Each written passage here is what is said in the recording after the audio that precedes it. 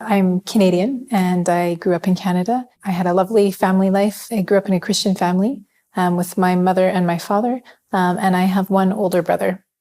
How was your life in regards to faith? What were you believing in? So my family was Christian. It was definitely a part of our life growing up. We went to church every Sunday. I actually was very, very involved in the Christian church, especially in my youth. And I even considered actually going to Bible college for university. So yeah, faith was always alive in our home. It was a very big part of our lives. I always had a belief in God, but I just decided not to practice anything for a while when I was in university. I still believed in a creator, but wasn't practicing.